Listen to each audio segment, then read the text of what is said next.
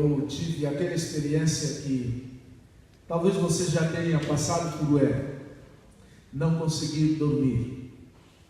Vira para cá, vira para lá e o sono não vem. Parece que tomou meia dúzia de xícaras de café antes de deitar e o sono desapareceu. Não é preocupação por coisas banais, do tipo, será que o São Paulo vai continuar se mantendo na liderança até o final do campeonato ou não?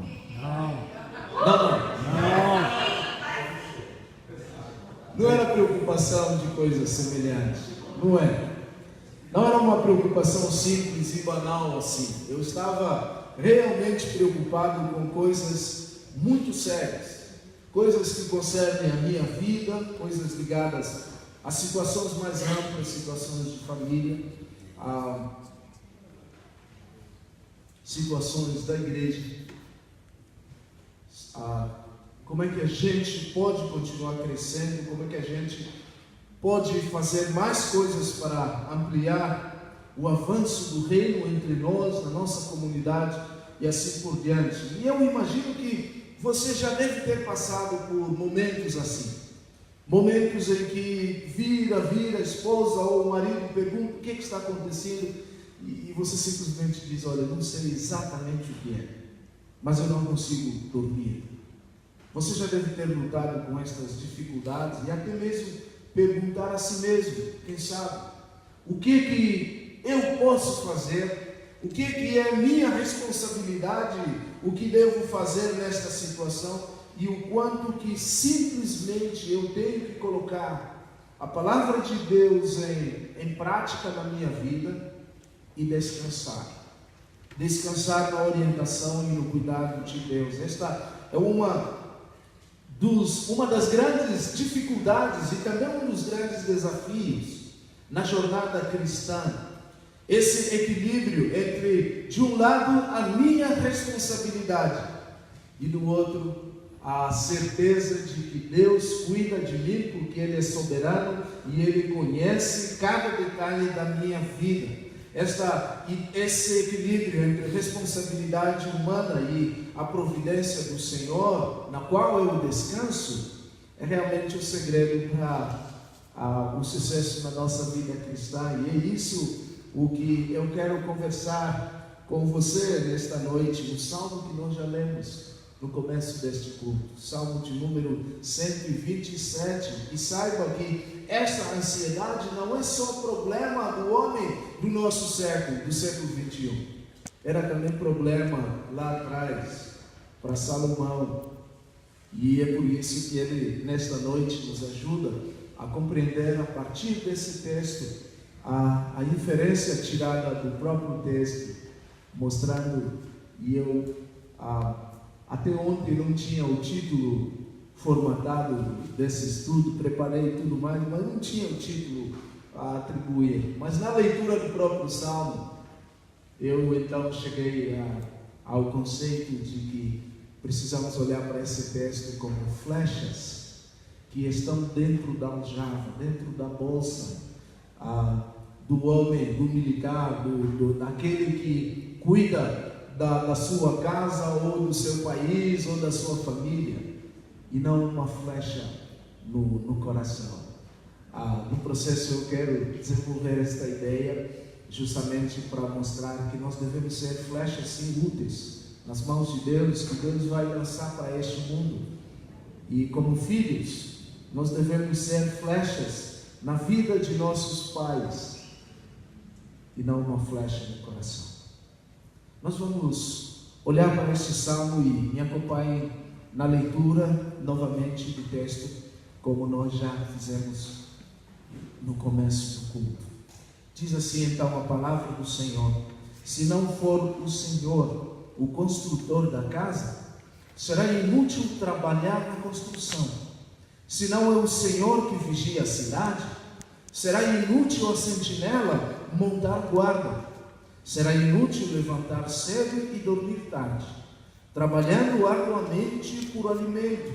O Senhor concede o sono àqueles a quem Ele ama. Os filhos são herança do Senhor, uma recompensa que Ele dá. como flechas nas mãos do guerreiro, são os filhos nascidos na juventude. Como é feliz o homem que tem a sua aljava cheia deles. Não será humilhado quando enfrentar seus inimigos no tribunal. Que Deus nos ajude diante deste texto, porque ele revela como é que o povo de Deus tem os seus hinos de louvor, os seus cânticos. Por quê? Porque esta aqui é mais um daqueles cânticos que nós já conhecemos e temos mostrado. O cântico de romagem, o cântico de peregrinação, o cântico que os judeus cantavam no caminho quando eles se dirigiam para o templo que ficava em Jerusalém. E num Brasil quanto o nosso, bem religioso, esta ideia de peregrinação, de romagem, é uma ideia muito forte, e nós conhecemos muito bem o que ela significa. É a ideia que trata de cânticos entoados ao longo dessa jornada, ao longo deste caminho. E Deus também nos dá um cântico na jornada cristã para que nós cantemos, para que nós louvemos o seu nome. E no caminho, então, o povo judeu tinha esta coleção de salmos, 15 salmos, desde o salmo de número 120 ao salmo 134, eles iam cantando estes salmos, que são chamados salmos do caminho, salmos de peregrinação, ou então salmos de romagem. Nós queremos olhar para esse texto e discutirmos esta ideia de que o Senhor, Ele nos chama a descansar nas suas mãos, mas ao mesmo tempo, descansando, não dormindo como sombra e água fresca, descansando carregando pedras, descansando trabalhando. Este equilíbrio entre o que Deus faz e responsabilidade única de Deus, e o que eu devo fazer e responsabilidade única minha, é o segredo, meus irmãos, para a produtividade na vida cristã. E nós olharemos para esse texto, nós veremos que Deus deu ao salmista para que nós entendêssemos como é que nós devemos viver a vida de homens e mulheres que servem a Deus neste mundo. Como é que nós devemos compreender o que nós chamamos de cristianismo. E eu quero convidá-lo a termos dois olhares que precisam ser levados em consideração nesse texto. Dois olhares. O primeiro deles, quase no salmo todo, é que Deus nos chama para arregaçar as mangas e trabalharmos. Deus nos chama para o trabalho. Deus, Ele nos chama para que façamos algo para o benefício da obra do Senhor. O salmo nos diz assim: se não for o Senhor o construtor da casa, será inútil trabalhar na construção. E se não é o Senhor que vigia a cidade, será inútil a sentinela montar guarda. O salmo continua: será inútil levantar cedo e dormir tarde. Por quê? Porque aos seus filhos Deus concede o que eles precisam enquanto eles dormem. Meus irmãos, nós precisamos ter um entendimento bíblico do trabalho. O que é o trabalho? Isso vai levar, claro, a vida cristã toda, até que o Senhor volte. É um exercício de aprendermos cada vez mais qual é a nossa responsabilidade de agir, de trabalhar. Tem gente que acha que a vida existe somente para diversão, somente para coisas boas, como passeio num dia ensolarado na praia, ou então passeio no clube, assim por diante. Não somente os jovens gostam de passeios, mas às vezes nós temos a impressão de que o trabalho é simplesmente um fardo que tem que ser suportado. É um peso que a vida mesmo ela se dá nas horas fora do trabalho. É sim, que é legal, com os amigos e assim por diante. A gente pensa que o tempo que eu faço e passo no trabalho é um tempo inútil, é um tempo perdido. Ele é o que proporciona dinheiro, claro, para podemos ter passeios mais duradouros, mas não é tão legal assim. É uma perda de tempo e muitas vezes, eventualmente, então, essas pessoas escolhem um trabalho no qual vão dedicar, quem sabe, 40, 50 ou mais horas por semana, fazendo algo que odeiam e simplesmente para no final do mês receber o valor monetário e aí se divertir, porque o trabalho não presta. Quem pensa assim tem um entendimento errado do que o trabalho é. E eu não sei se vai poder curtir a vida assim por muito tempo. Por isso que muitas pessoas têm um ambiente de trabalho, um lugar de desentendimento, não firma vínculos. E não somente isso, mas muitas doenças, especialmente aquelas chamadas psicossomáticas, elas estão relacionadas a pessoas que imaginam que o trabalho é um peso e um fardo. Tem outros que têm, digamos, uma visão teológica do que o trabalho é. Eles dizem que depender de Deus é não fazer nada, é simplesmente descansar. Afinal de contas, Deus prometeu cuidar de mim e Ele vai cuidar. Não se preocupam com o amanhã, não pensam no amanhã. Por quê? Porque Deus vai cuidar de mim, e com isso eles se eximem da responsabilidade de arregaçar as mangas e ir à luta e trabalhar. E como é que foi, irmão? O mercado está difícil, nunca tem emprego, nunca tem vaga. Mas espera aí, já saiu atrás distribuindo currículos? Já saiu atrás da sua rede de relacionamentos, procurando saber como é que cada um dos seus amigos, colegas estão? E se existe alguma? Não, ainda não fiz isso. Não, porque a minha impressora está sem tinta e por aí N desculpas para dizer que... e aí então eles terminam, mas não tem problema não, Deus tem cuidado, Ele vai continuar cuidando. Você pergunta,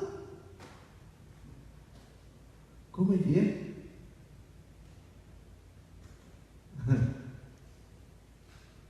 Vai aprender com a formiga, malandro.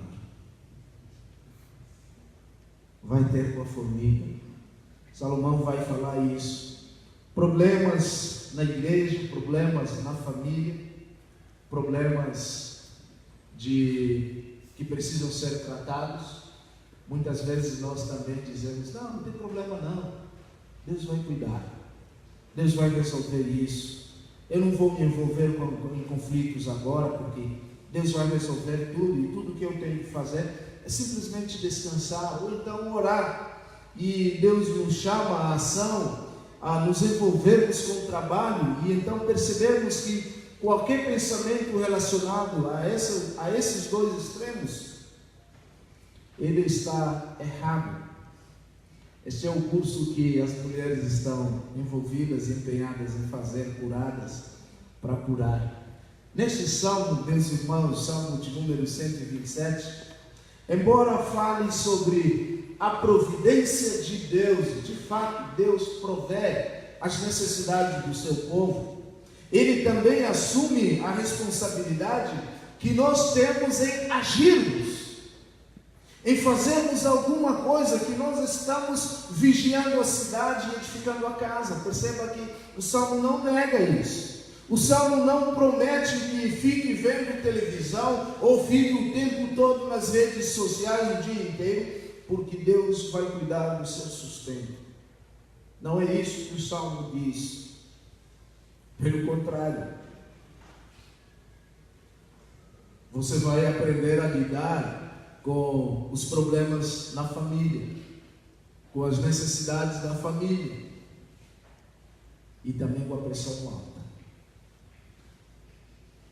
Se não cuidar e trabalhar. Ele não diz isso. O Salmo não diz, olha, fique tranquilo, porque tudo o que você deve fazer é simplesmente esperar, descansando na rede, sombra e água fresca, esperando em mim. Pelo contrário, nós encontramos aqui alguns princípios dos quais nós precisamos lembrar. O primeiro deles, que Deus trabalha. ainda hoje. O Senhor Jesus, Ele falou isso aos seus discípulos. Deus continua trabalhando e Ele também trabalha. Lembre-se que a criação é obra das mãos do Deus vivo. Foi Deus que formou o universo e tudo que nele há.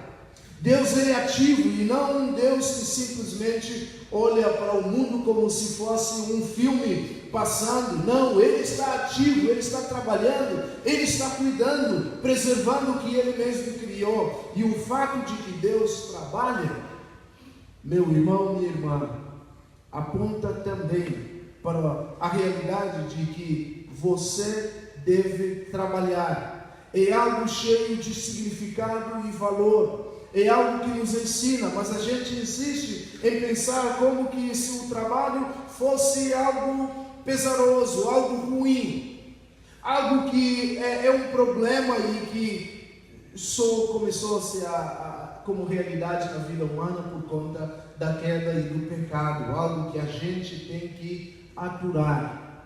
Não é isso, porque Deus trabalha, a Bíblia nos ensina e nos mostra isso. Deus continua trabalhando e o trabalho é algo prazeroso. É algo prazeroso, isso deve nos levar, queridos, a agir. O nosso trabalho neste mundo é vigiar a cidade, é construir, é levantar cedo, é edificar a casa. Tudo isso pode ser cheio de significado e também de prazer. Aquele ditado que nós conhecemos: o boi engorda com o olhar do dono. E você vai para um fazendeiro, por exemplo, que tem um rebanho, e ele de manhã vê aquele rebanho chegando ou saindo para a pastagem. Ele está contente porque ele está realizado, o seu trabalho está bem. E assim como nós devemos agir. Em segundo lugar, devemos ter como princípio o fato de que o trabalho é parte da própria criação de Deus. Salomão, o autor deste salmo, ele nos dá um texto no livro de Provérbios, e eu gostaria que nós lêssemos Provérbios capítulo de número 6, a partir do versículo 6 ao 11. Ele nos ajuda a pensar como que o trabalho é algo significativo e importante na nossa vida, na vida da humanidade. Provérbios capítulo 6, versículo 6 ao versículo 11, nos diz o seguinte, podemos ler todos juntos? Observe a formiga preguiçosa, reflita nos caminhos dela e seja sábio. Ela não tem nem chefe, nem supervisor, nem governante, e ainda assim armazena as suas provisões. E na época da colheita, ajunta o seu alimento. Até quando você vai ficar deitado preguiçoso? Quando se levantará do seu sono, tirando uma soneca, cochilando um pouco, cruzando um pouco os braços para descansar, e a sua pobreza o surpreenderá como um assaltante, e a sua necessidade lhe sobrevirá como um homem armado. Que palavra muito instrutiva aqui que Salomão está nos mostrando, não é? O texto escrito pelo próprio autor desse salmo mostra que Deus fez o mundo para funcionar, e funcionar assim, não somente como nós seres humanos, mas funcionando tudo, a criação do Senhor. E ele usa aqui a figura das formigas, mas principalmente nós seres humanos feitos à imagem e semelhança de Deus. Certamente Ele nos colocou como supervisores do que Ele criou. Não é isso que nós entendemos e lemos no primeiro livro lá, livro de Gênesis, que o Senhor nos deu este universo para cultivar, para trabalhar, para proteger, para guardar e assim por diante. Tudo isso explicando claramente qual é a nossa responsabilidade. E uma visão cristã do trabalho, meus irmãos, não elimina o trabalho, não elimina o que nós fazemos, e mais ainda, não limita o trabalho a apenas a 2 ou 3 atividades ou profissões. Não, nós trabalhamos para Deus se você for pregador do Evangelho ou então tradutor de Bíblia. Não é isso. Trabalho, meus irmãos, pastor e tradutores de Bíblia são necessários, mas qualquer profissão honesta pode honrar ao Senhor, pode ser um trabalho do Senhor, e com isso eu estou falando de profissões como carpinteiros, policiais, professores, advogados, bancários, atletas, programadores, publicitários. Miguel fez 21 anos durante a semana, né? E já o ano que vem teremos jovens, depois de muito tempo. Como isso me alegra, meus irmãos. Depois de muito tempo, Mateus Couto, o Miguel, e quem mais estará concluindo a formação? Tem mais alguém, né? Os nossos jovens podendo galgar posições nesse sentido, buscando a inserção no mercado de trabalho como jornalistas, né? E como publicitários. Isso me alegra bastante. Quero a Deus que logo encontrem um mercado na área da formação de vocês. Mas o que nós estamos dizendo é que todas estas profissões, elas devem, e elas podem e devem ser feitas de maneira a exaltar o Senhor, exaltar a Deus, por meio do nosso conhecimento, por meio da nossa criatividade, por meio da nossa profissão e do nosso esforço. E a Bíblia nos dá instruções como é que nós devemos fazer isso. Colossenses, por exemplo, capítulo 2, versículo 23 e também o versículo 24, ele nos diz justamente sobre essa ideia de confiarmos que tudo vem do Senhor. Versículo 23 nos diz o seguinte, Colossenses capítulo 2, versículo 23: essas regras têm de fato aparência de sabedoria com a sua pretensa religiosidade. Não, estou lendo o capítulo errado, não é o 2, mas é o 3, Colossenses 3, versículo 23, tudo o que fizerem, façam de todo o coração como para o Senhor e não para os homens, sabendo que receberão do Senhor a recompensa da herança, é a Cristo o Senhor que vocês estão servindo. Como é que nós servimos ao Senhor? Alguns talvez em frente de um computador, outros dentro de uma sala de aulas, outros dentro de um transporte, aqueles que trabalham no transporte, outros talvez dentro de um estudo bíblico, como os tradutores e pastores fazem. Isso tudo nos indica que o chamado bíblico para nós é que nós devemos edificar a casa, nós devemos vigiar a casa, e isso pode e deve ser feito de diversas maneiras: batendo um carimbo, respondendo e-mail, vigiando o portão, na entrada e na saída, lá no fundo, participando de reuniões de ministérios, e assim por diante. É a maneira e a atitude do coração que pode revelar se verdadeiramente você serve ao Senhor ou então não. É o coração, é a atitude. Nós deveríamos orar cada dia pedindo: Senhor, ajuda-me hoje a te servir como cristão, a ter atitudes cristãs diante dos desafios que eu tenho pela frente. Esse é um princípio muito válido, o princípio de que Deus trabalha e que o trabalho é parte da orientação e do cuidado de Deus para com as nossas vidas. O terceiro princípio que a gente olha também nas Escrituras é que os filhos, eles são fonte de bênção e também de alento para a família. No versículo 3 do Salmo 127 nós lemos: os filhos são herança do Senhor. Os filhos, eles nos são emprestados. Pastor Davi Merck usa muito essa expressão, nos são emprestados por algum tempo, mas eles pertencem ao Senhor. E esse texto, ele nos mostra como é que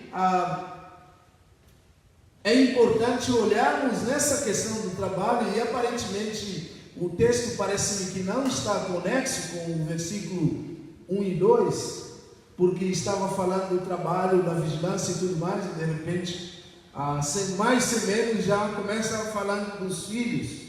Mas é que Salomão está falando de que uma das razões dessa mudança de trabalho para a vida dos filhos tem a ver com o fato das nossas preocupações. Você que é pai ou mãe e pai ao mesmo tempo. Estou olhando aqui para a Teresa, essa mulher guerreira, né? Educando sozinha desde cedo 3 meninos. Ela ficou viúva muito cedo e com 3 meninos rapazes para cuidar. Escola, a igreja, tudo sozinho. A gente tem que aprender muito. Ela tem muito a nos ensinar. Imagino que não foi fácil esse processo, especialmente a década de 90, com inflação lá nas alturas, ter que comprar o pão cedo num valor, à tarde já é outro valor. 3 adolescentes, imagina. Mas você sabe como que, como pais, esta preocupação caminha conosco. Não é se você terá comida ou pão amanhã, mas a preocupação se você vai ter condições de dar pão para os seus filhos no final do dia. Não é se você vai ter onde dormir, porque se for somente você, não tem problema. Se precisar, dorme até no albergue aqui na Guilhermes. Mas se os meus filhos terão um teto para descansarem amanhã. Quantas histórias de pais que não podiam comer porque só tinha pouca comida, e os filhos perguntam: pai, o senhor não vai comer? Não, pode comer, meu filho, o pai está sem fome.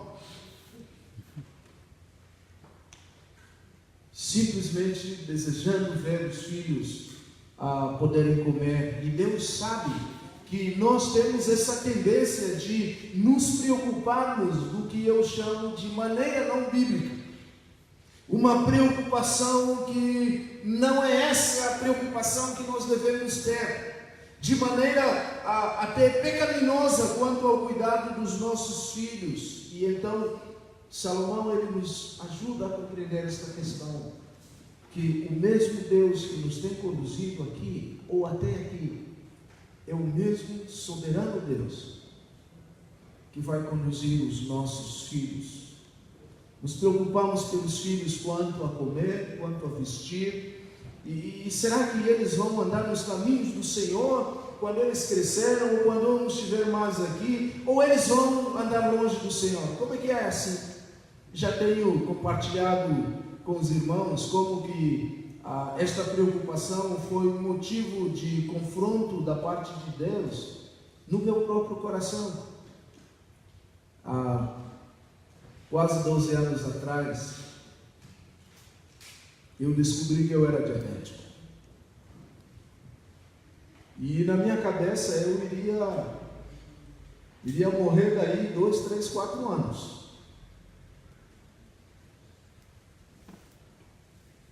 E conversando com os membros e tudo mais, numa das visitas à casa da Dona Miriam Videri, ele disse: pastor, não se preocupa não, eu sou diabético há mais de 40 anos. Hã? É, pastor, mais de 40 anos que eu sou diabético. Senão não sabe o quanto aquelas palavras foram, de um lado, consoladoras, ou do outro, confrontadoras. Homem de pequena fé. E Deus, então, não através de uma voz, mas através do alento que vem do Espírito ao nosso coração e a memória de textos da Bíblia que Ele promete cuidar de nós. Quem é você para cuidar da sua esposa e cuidar dos seus filhos, se eu não cuidar de você? E poder lidar com isso é uma preocupação natural, aí do ponto de vista humano, eu diria até legítimo, mas é uma preocupação não bíblica. Porque você e eu não conhecemos o amanhã. Você e eu não somos os donos de dizer eu bato no peito e saio jogando. Nós dependemos do Senhor. Você sabe que poucas coisas são mais desgastantes e trabalhosas do que criar filhos. Especialmente aqueles anos em que eles aprendem a nos responder. Não seria bom se eles pudessem simplesmente aprender sozinhos, como fazem as tartarugas marinhas, por exemplo. A tartaruga vem na praia, cava na areia, bota o ovinho e vai embora. Daí 200 anos, volta para o mesmo lugar, para a mesma praia, bota outro ovinho, surge outra tartaruga e assim vai embora. Mas não é assim. Seria tão fácil para o nosso coração, não seria? Irmãos, em nossos dias, muitos têm pensado que a ideia de ter filhos é algo ruim. Faça uma pesquisa agora no Google. Celebridades que decidiram não ter filhos. Você vai ter uma relação imensa. E aí você faz a pergunta inversa: celebridades que decidiram ter filhos, e se surpreendem. É algo que vai tirar a sua liberdade e seu tempo, vai fazer com que você tenha menos dinheiro sobrando, por exemplo. Você sabe o quanto é o comprometimento do orçamento familiar por nascimento de uma criança? Não? Então, em média 20%. Fraldas, leite, isso em média. Quando os filhos não vêm como os do pastor Vinícius, que já vieram com intolerância à lactose e com isso o leite tinha que ser especial. Eu lembro uma vez que ele chegou e a primeira coisa, pastor, preciso passar num lugar para comprar o leite das crianças. Eu olhei para o preço do leite das crianças e eu disse: Deus tenha misericórdia.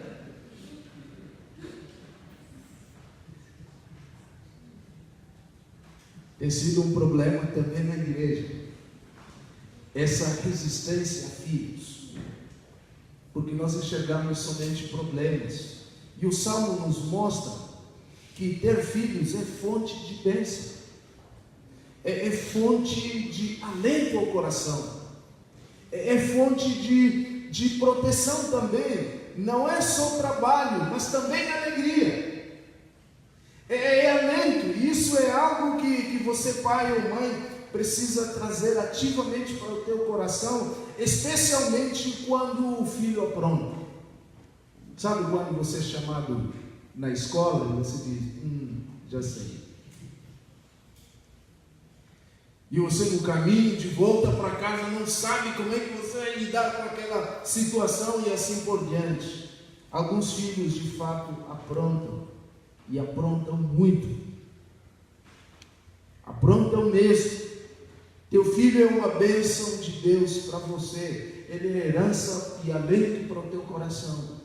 Precisa lembrar isso. Você filho, você que é filha, seja uma flecha na aljava de seus pais e não uma flecha no coração deles. Não, porque é muito fácil o filho se esquecer de quem estava envolvido em criar você. Os pais às vezes lembram para os seus filhos: lembra que eu troquei a sua fralda, eu dei banho em você.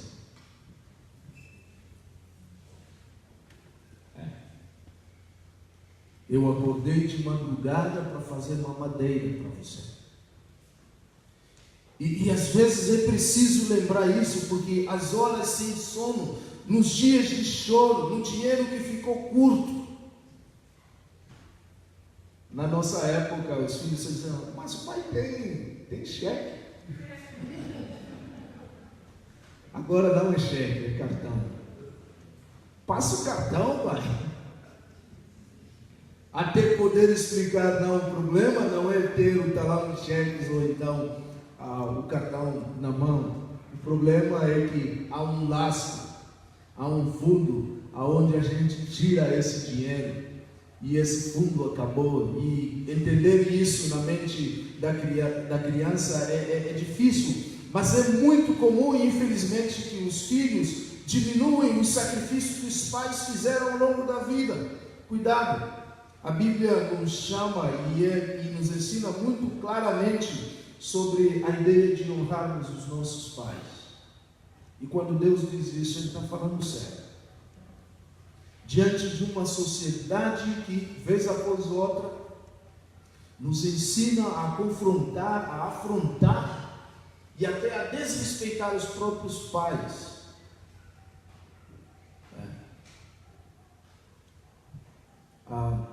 Tive muita dificuldade com a ideia de você. Sou da geração que não consigo chamar o pai de você. Eu sei que os tempos têm mudado e esse pronome você pode significar não necessariamente desrespeito, mas às vezes com o dedo em riste dizer: você fez isso, como se estivesse dando ordens aos pais. Jovens, isto é muito sério. Seja uma flecha na aljava de seus pais e não uma flecha no coração. Seja uma flecha nas mãos dos seus pais, partindo aquilo que vem contra eles, e não uma flecha em seus corações. A flecha no coração, ela machuca. A flecha no coração dói. A flecha no coração entristece. Filhos como flechas, eles vão além da bênção apenas para a família. Eles vão como bênçãos para a sociedade, para as nações. Eu tenho pensado na satisfação dos pais do procurador-chefe da Lava Jato, ou então do juiz Sérgio Moro e assim por diante, esta semana, que cerca de mais de R$1 bilhão que foram desviados, foram recuperados nos cofres públicos, por causa da atitude, do comportamento de uma pessoa. Esse homem é uma flecha não somente para papai e mamãe, mas uma flecha para a nação. Eu fico imaginando quantos hospitais terão o seu atendimento estendido e recuperado por causa desse mais de R$1 bilhão recuperados. Ou quantas escolas poderão ser beneficiadas por conta do gesto de uma pessoa só. E quando o texto diz que os filhos são herança do Senhor e que os seus inimigos no tribunal serão confrontados, no versículo de número 5, é porque era muito comum no mundo antigo um país invadir o outro, um reino invadir o outro, e aquele reino que tinha jovens mais ativos e envolvidos na defesa do seu próprio território, claro, eles não permitiam que a sua nação fosse invadida e levada cativo. Isso então nos mostra como é que nós, filhos, devemos ser pessoas preparadas nesse sentido, porque é bom para uma cidade que haja diversos filhos que possam se reunir no pleito e na batalha, defendendo o seu patrimônio. Queridos, nós precisamos de mais filhos, nós precisamos de mais cristãos preparados para servir a nossa nação, para fazer a diferença, para serem homens e mulheres que vão sair pelo mundo e dizer: olha, embora a sociedade esteja desse jeito, eu aprendi desde cedo de outra forma, e fazer a diferença, para serem sal e luz, como o Senhor Jesus nos ensina. E o Salmo mostra que ter filhos desse jeito dá trabalho. Dá trabalho, sim. Nos mostra. Um detalhe que não está claro no texto, e simplesmente falo por cima, porque é uma inferência, o texto não nos autoriza isso, mas nessa questão de ter filhos, a questão da adoção, por exemplo, é algo pouco falado entre nós. Vivemos numa sociedade em que milhares de crianças vivem ou na rua, ou não tem um lar, não tem mais o pai, não tem a mãe que possa cuidar deles. E a adoção é uma prática de expressão de amor, que como cristãos nós precisamos pensar e talvez fazer parte das nossas discussões. Uma das conversas que são muito significativas é perceber, por exemplo, a vida de crianças que tiveram a sua mudança pautada porque alguém abriu o celular. Vocês lembram do lar FF Sorém, agora em Palmas, Tocantins? É um lar de crianças, talvez o maior lar batista que nós temos no Brasil. Ele fica em Tocantins. E como que aquele lar tem mudado a vida de muitas pessoas. Uma das pessoas que passou naquele lar e que teve a vida mudada, quando ainda o lar estava em Itacajá, interior do Tocantins, ele fez uma oferta para a compra de uma propriedade na capital, Palmas, para que o lar saísse do interior para a capital. Foi muito dinheiro, mas porque aquele menino, agora senhor, ele teve a sua vida transformada a partir daquele lar, e hoje é uma pessoa que pode fazer muito mais para o reino do Senhor. A Cláudia e o pastor Gilson compartilharam comigo, e essa é uma necessidade de oração, porque eu não tinha parado para pensar até então. Quando famílias vão fazer o processo de adoção legal, eles passam por várias entrevistas com vários especialistas, dentre eles assistentes sociais. Por causa da nova configuração da estrutura familiar hoje, daquilo que se denomina família, então tenho a impressão que é mais fácil, por exemplo, pessoas do mesmo sexo adotar uma criança do que uma família que se chama cristã. Por quê? Porque eles entendem que numa família cristã esta criança, as ideias de homoafetividade, de homofobia, de discussão de gênero, elas vão ser reforçadas. Você percebe o trabalho de Satanás por detrás disso? Até então, essa não era uma preocupação. Pelo contrário, se nós tivéssemos, e aqui cito o irmão Gilberto, já na glória, se nós tivéssemos que encontrar um lar para uma dessas crianças que já sofreu tanto, a gente não tem ideia a judiação destas crianças até o processo de adoção. Sabe o que o Felipe, filho do pastor Samuel e Cris, eles não têm filhos biológicos, então recorreram à adoção. Tem quantos anos, Felipe? 6, 7 anos, talvez, não mais do que isso. Sabe o que ele diz para os seus pais? Por que vocês demoraram tanto. E aí ele começa a contar por onde ele passou até chegar no lar de Crise e Samuel.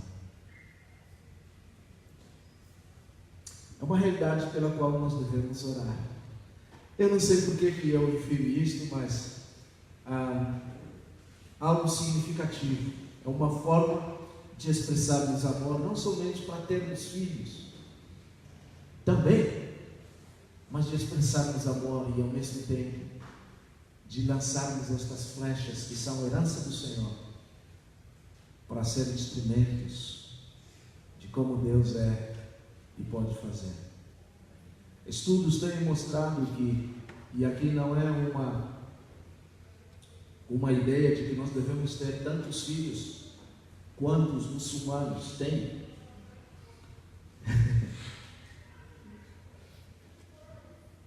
Mas estudos têm mostrado que em 30 anos os muçulmanos não precisarão explodir uma bomba para dominar o mundo. Por quê? Porque eles terão tantos filhos quantos eles desejam, e a maior parte da sociedade brasileira ou ocidental que está envelhecendo, ela será muçulmana, naturalmente.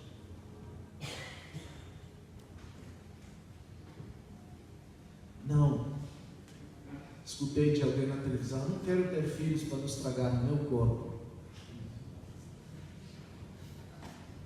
Eu disse: eu quero estar vivo daqui 20 anos para saber como é que você está.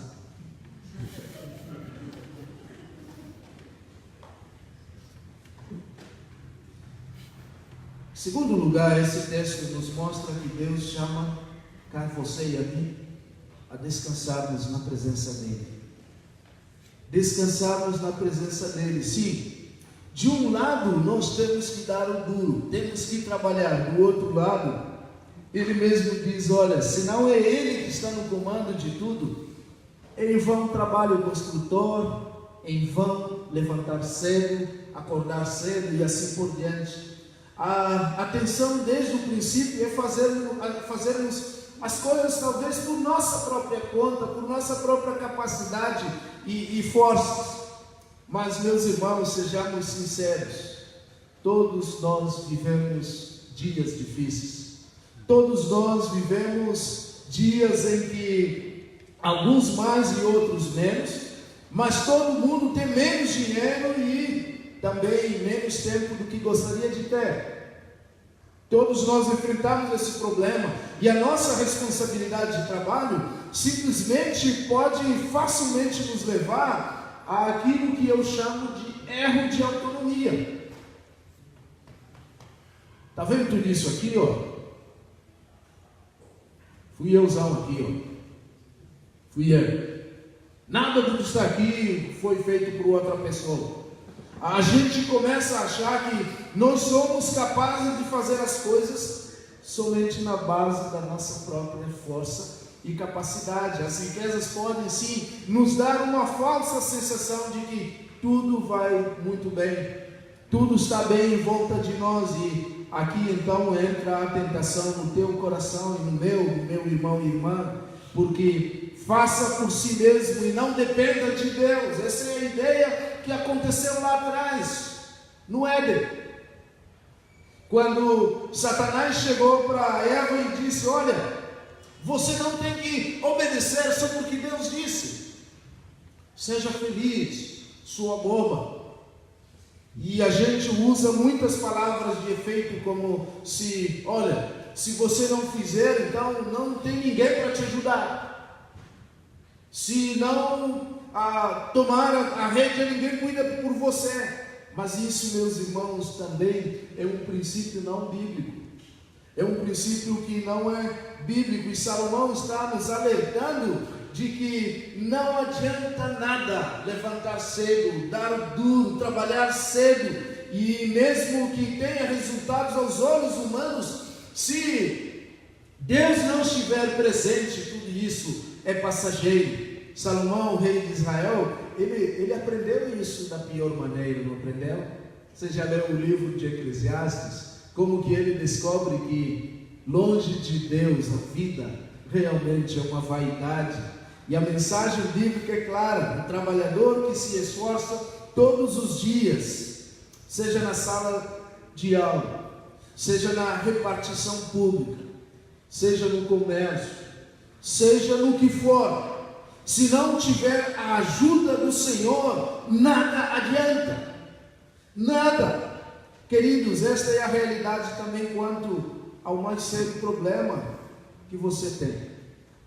Não importa qual, aquilo que deveria de fato te fazer perder o sono.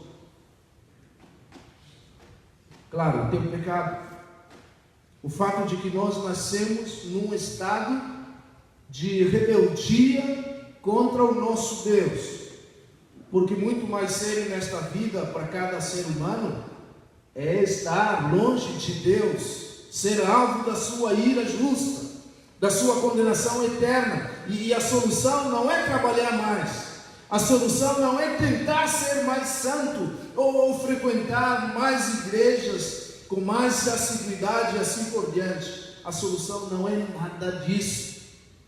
A solução, meus irmãos, já temos compreendido esse fato de que a solução é descansar na providência do que Ele fez. Queridos, aos seus amados, nos diz o texto, Ele dá enquanto eles dormem. Eles estão dormindo. O Senhor concede o sono àqueles a quem Ele ama, enquanto eles dormem. No nosso caso, Deus trouxe o nosso Senhor e Salvador Jesus Cristo para tratar do verdadeiro problema nosso, o problema do pecado. Quando nós não entendíamos o que estava acontecendo, e uma forma que revela que a gente quer trabalhar sem Deus é negarmos a instrução que Ele nos dá, as orientações que Ele nos dá. Ele nos dá sobre esses assuntos diversos instruções de como é que nós devemos proceder. Por exemplo, no trabalho, a gente quer escolher a nossa carreira do nosso próprio jeito, do nosso próprio modo, aquilo que nos dá maior prazer, simplesmente sem ouvir o que Deus disse, sem ouvir a orientação de Deus. Na família também, você não pode cuidar da sua família sem a direção de Deus. Não pode. Por que isso? Talvez o pastor James Boyce nos ajude um pouquinho melhor a compreensão desse fato de que nós dependemos muito de Deus. Como é que ele diz? Nos diz James Boyce: nós carregamos as sementes da destruição dentro de nós. Somos um povo pecador com espírito rebelde, uma tendência de nascença a nos voltarmos contra Deus, e assim como nossas crianças são rebeldes, obstinadas, egocêntricas. Nossas crianças precisam de Cristo. Você irá trabalhar em vão com as suas crianças, a não ser que traga a elas perante o Senhor. Elas precisam de Cristo, como nós precisamos. Naturalmente, isso envolve sim trazê-las com frequência à igreja, porque primeiro de tudo, assim elas vão estar expostas ao ensino constante e sistemático da palavra de Deus. Mais do que isso, elas vão aqui fazer laços de amizade que vão ter duração a vida inteira e que vão ser importantíssimos no futuro, as escolhas que vão fazer, os amigos que têm e tudo mais. Como a gente descansa às vezes, os filhos agora crescendo, né? Eles saem e tal, e coisas assim. Onde é que você está? Não, pai, nós estamos aqui com fulano, está tudo bem, daqui a pouco estou em casa. Ok. E sabe que está descansado, né? Às vezes eu tenho que dizer para o Mateus: a Gi está grávida, filho, não pode ficar até tarde na casa. Ela precisa descansar. Mas além da preocupação de segurança, e é claro, o principal é aqui que elas vão ouvir de Cristo, de maneira constante, de maneira consistente, e em conjunto com o que você faz em casa e aprende aqui na igreja. então teremos uma geração futura de homens e mulheres que vão levar o bastão adiante. Sem Cristo, queridos, não adianta querer tentar construir a casa, não adianta querer criar filhos, porque precisamos dele. Em segundo lugar, precisamos lembrar de que o cuidado do Senhor nos ajuda a evitar o próprio orgulho e a soberba. Note que este salmo nos ensina também como evitar a soberba e dizer: olha, eu sou capaz. O salmista não está dizendo que não trabalhe, não vigie, não construa, não acorde cedo. Não é isso. Ele está dizendo que se você fizer estas coisas debaixo da soberania, não debaixo da soberania de Deus, da proteção do cuidado de Deus, então tudo que você fizer não vai valer nada. Ou se valer, pelo menos monetariamente, o significado disso é temporal, é por pouco tempo. Então você precisa saber que o teu sustento espiritual e material, ele vem dele, depende dele, vem de Deus, não é da tua mão. Se você acha que por tua força, então significa que você nunca será um homem ou uma mulher de fé no que você faz, por depender de Deus. Ao depender de Cristo, a tua soberba vai morrer a cada dia. É isso que esse salmo nos ajuda. Esta é uma das razões porque ele nos mandou que nós parássemos de trabalhar um dia por semana e descansássemos. Justamente para quê? Para nos lembrar que enquanto nós descansamos, hoje eu estou descansado, não tenho que trabalhar para comer, mas é o Senhor que me sustenta. Não era assim no deserto? Eles tinham que levar a comida na sexta-feira para o sábado também, e aí então, mesmo descansando, eles tinham que comer. Só que o homem é tão turrão. O que eles faziam logo depois que eles voltassem no primeiro dia de trabalho? Eles queriam descansar no segundo dia também, aí levavam comida no primeiro dia para o dia seguinte, e era um fedor no acampamento que ninguém aguentava mais. Só naquele dia, no sétimo, que eles tinham que descansar. Queridos, a ansiedade, no fundo, é uma descrença no fato de que Deus prometeu cuidar de nós. Lembra que eu comecei conversando com você nesta noite da minha incapacidade de dormir por preocupações. Uma das coisas que me deixou preocupado é o fato de que nós temos decisões em família a tomar até o final do ano, e nós não sabemos como fazer isso. A nossa filha está terminando o ensino médio, e depois disso, a gente não sabe para onde vai, nem o que vai fazer, e nem se volta mais para casa. Ansiedade. Isso naturalmente impõe custos, ansiedade. Situações de como tenho que investir na igreja e tudo mais, como colocar um curso que nós queremos trazer na escola dominical sobre CRAU e tudo mais. Que implicações isso vai ter, ligando na editora e dizendo: não, você precisa fazer isso, aquilo, outro. Ansiedade. E no processo, Deus me pegou na contramão, dizendo: está preocupado por quê?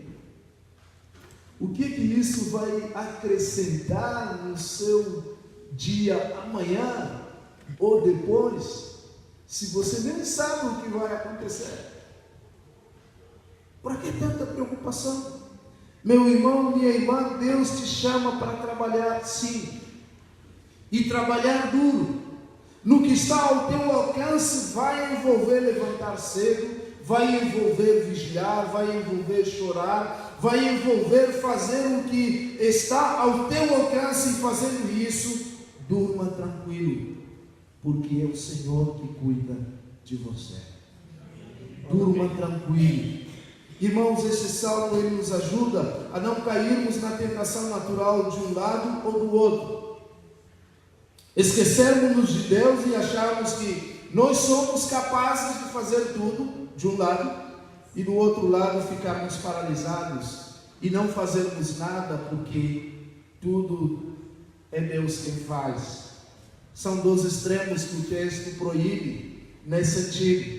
A vida neste mundo, o trabalho do peregrino é um trabalho de dependência, é um trabalho de esperar em Deus, e Deus nos chama a pôr o coração no trabalho, sim, mas sabendo que tudo vem dele, vem de suas mãos. E finalmente eu quero lembrá-lo que a Bíblia também fala de uma outra casa que está sendo construída, a casa da qual nós somos chamados a nos envolvermos. Casa feita não com mãos humanas, casa feita não com apetrechos materiais, mas casa espiritual, casa que é construída por pedras vivas. E nós somos ao mesmo tempo a casa e os trabalhadores. Nós devemos nos envolver, esmerarmos e fazermos o melhor em gerar filhos espirituais que continuam esse trabalho, mas lembrando que nós podemos descansar no fato de que o trabalho do estabelecimento desta casa, a pedra angular já foi colocada. A pedra angular é Jesus Cristo. É o Senhor Jesus, e por isso então nós podemos dormir em paz e descansar. Ao sairmos daqui, nós precisamos compreender esse fato, de que sim, Deus nos chama a descansar na sua soberania, ao mesmo tempo que nós trabalhamos. Que Deus nos abençoe. Amém. Vamos orar. Senhor, obrigado pela graça que nos alcançou, que mudou a nossa expectativa quanto a confiarmos somente em nós mesmos, somente na nossa capacidade, somente no nosso trabalho. É o Senhor que faz prosperar o que nós fazemos. É o Senhor que abre caminhos, fecha portas, abre outras. É o Senhor que cuida de nós. Senhor, eu oro pela vida, não somente minha, mas de cada um dos meus irmãos e irmãs nesta noite. Aquela situação, talvez não compartilhada, que tem roubado o sono, que tem tirado a alegria, que tem produzido ansiedade, doença, saúde, recursos financeiros, desemprego, problemas na família, relacionamentos pais e filhos. Senhor, Tu conheces o que aflige o coração de cada um dos Teus filhos aqui. E nesta noite nós pedimos, no nome de Jesus, ajude-nos a descansarmos em Ti. Que o grande amor de Deus, nosso Pai, a graça bendita e salvadora de Jesus Cristo, Filho amado, a comunhão e a consolação do Espírito Santo esteja com o Teu povo aqui reunido até que Cristo volte. Amém.